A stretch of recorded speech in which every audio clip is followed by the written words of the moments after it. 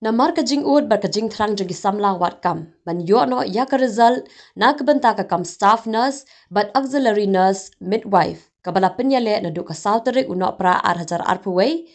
Kabakila ap ajan shis na menta na kaliang unong lum kubor ka kenjat syai ula lej benya kendo bat ke director of health services ka Dr. H. Lingdem manwat jingtim ha ka bayadei bat ka result jong kini ki post balai spa sauteli.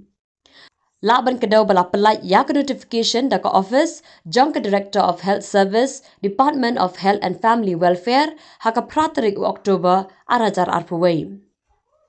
Haka pratrik risau arajar arpuway. Bala penyale ya ke exam haka sautrik unok pra. Haba keli ka Dr. H. Lingdep kala ong manakalang ka DHS kila deban phalun ya ki kot kisla ki bayadai bat ka ni ke exam. Bat kumjo ka jingkenya ki marks la ni ka evaluation syaka sarkar na du risau arajar arpuar.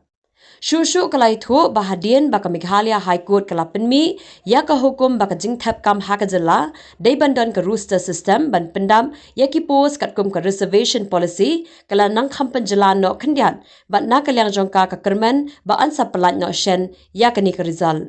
Islamnya ka result. Kita ko puar ka dai wano kini ki wano kini ka court order ba ngi hapan follow it terus dai aku tu puar kan bila di bahamal bagi mut ban penmi ya kerja te kawan ka terus ra hapan put on hold ban hapan pun baik kita terus accordingly ka kumbaka la wan ka court ta kada ko sa we have put on hold then now te minta pada the roster also took some time bangin penbaik tika turu with the government's because happen fast personnel kam de betana po health department kata-kata waslan te minta te na kala stang kada de ban chumi no he